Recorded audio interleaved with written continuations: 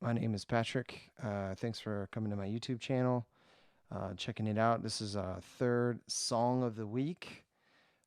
These are easy songs that I try and teach to my students. I'm really trying to teach them how to go and like search and find music for themselves and to learn for themselves. So these are songs that I'm trying to put out for all of my local students. I'm working in the San Francisco Bay Area. I've been teaching for the last 10 years. And so this is me just trying to put more stuff out there and just get myself out there even more. So if you like what you see, learn the songs, join in, uh, leave a comment. You can always subscribe, and I hope to make more in the future. So if you like that, then just stick around and we'll keep jamming. So I'm gonna do two different versions. It's a song by Gatie. It's called Moonlight. One of them is going to be like a standard version, more closely to what you would hear on the recording. Then the other one, I'm going to teach you a capoed version. So for those of you who might find some of the shapes or some of the movements kind of difficult in the first version, then you should definitely just skip ahead and go to a capoed version. The standard version is going to be in B. The capoed version is going to be using G-shaped chords, so it'll be a little bit easier. So if you're thinking, what should I do? I'd say try the first one, see if you can do it. If not, then just go to the capoed version and should totally work. So without further ado, we will get to playing.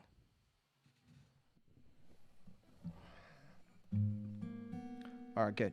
So here we go. So Moonlight by Gatie. So it's pretty sparse for a guitar part. There's just a couple of chords in it. So basically, you're just moving a bass note down. And then once you get to the B chord,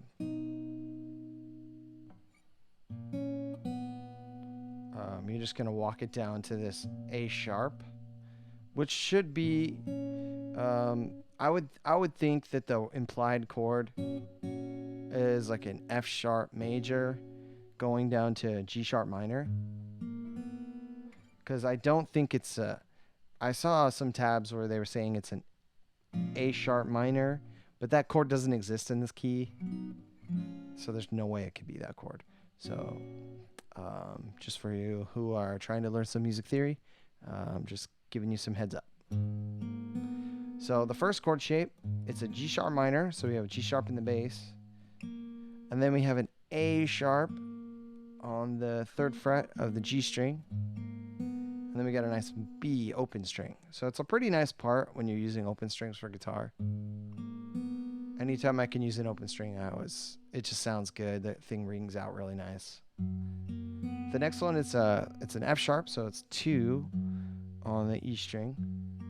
And you can't really see because my finger's in the way. Let me see if I can get it out. Ah, there it is. I'm still holding that 3rd fret on the G string. There it is. Pretty close. So that pretty much happens the whole song, right? I'm pretty much doing that the whole song. The next chord, it's E in the bass, so it's an E chord. And then I still have the A sharp and then the open B string. And then I get to the B chord, and this is just 2 notes. I got the 2nd fret on the A string, and then my pinky, let's see if I can get that in focus. Not really. Cameras. Anyways, my pinky is on the 4th fret of the B string. Ah, there it is. It's pretty close. So you're going to pluck those together. And then when I go to the next one, my first finger is going to be on the A string, and then my 3rd finger is going to be on the B string. You see that? Pretty close. Pretty close. It's trying. And then you're going to pull off to the open B.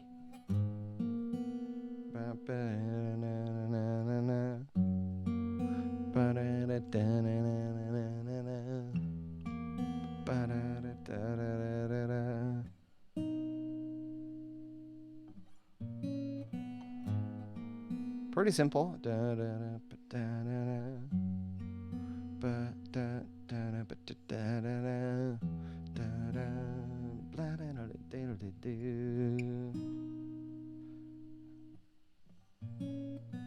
So yeah, that's pretty much it. Pretty simple, pretty straightforward. So if you stay tuned, I'm going to teach you how to use Capo. You can play the same song. It'll be a little different. Phrasing's a little different, but it might be a little easier for some of you. So yeah, just stay tuned. Okay, so let me show you how to do this with a capo. So we're going to have it on the 4th fret. So if you've never done a capo before, I'm using a shub type capo. Let's see. Did I get it? Ah, there it is. Ah, look at that. Oh, shiny glory.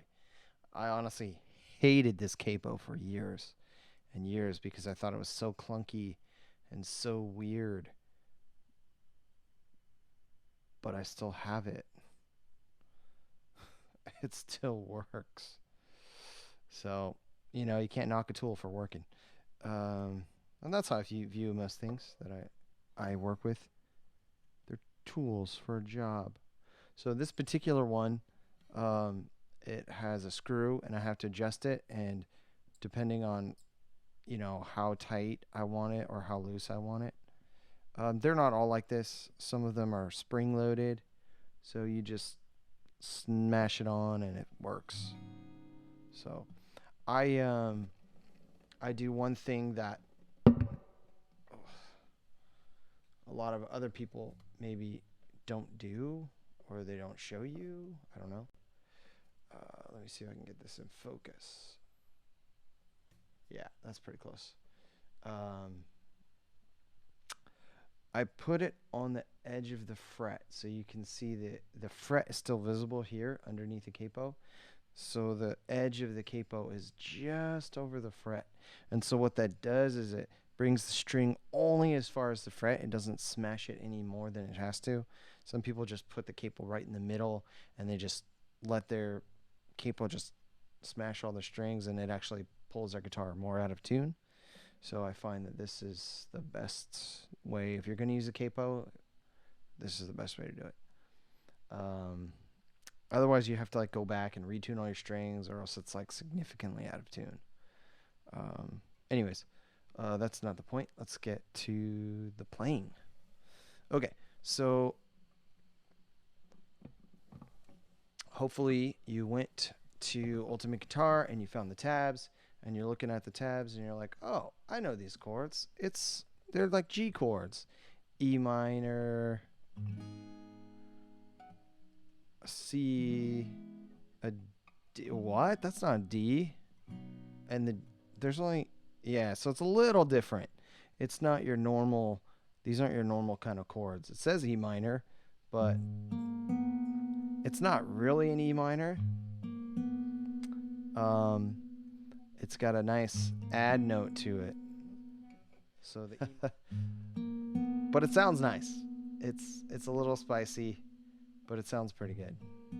So then the next one is, let me see if I can give you a good picture of that. Oh, we're so close. So close. So you got to hold on to that same 4th fret on the D string. You got to hold on to that same note. But now we're doing the kind of like a C chord. It's that same shape, but I've pulled it up. Right? I've pulled it up a little bit.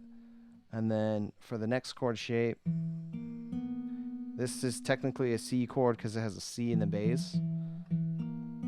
But not really. Because we have a nice F sharp in it. So it makes things a little extra spicy for a C chord. C chords don't generally have F sharps in it. And then it goes to a G.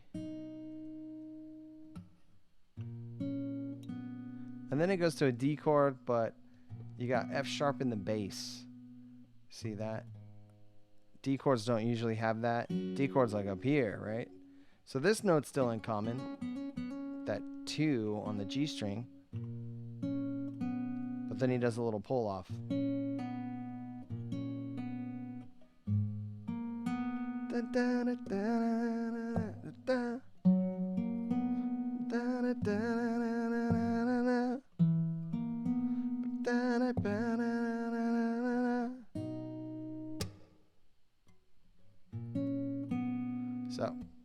So that's pretty much it for the shapes.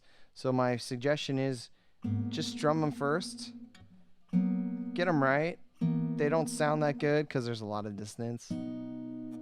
But if you can get your fingering right and you can get all the things worked out, then it's much easier to play. Now, do realize with the capo on, it actually changes the relationship of everything. So when I said we're in G, we're not actually in G. We're 4 frets above that, so we're technically in B. But I'm speaking about all the relationships to the chords. So not relative to the music. I just thought I would say that. In case you were already thoroughly confused, let me confuse you some more. Anyways, I hope that helps.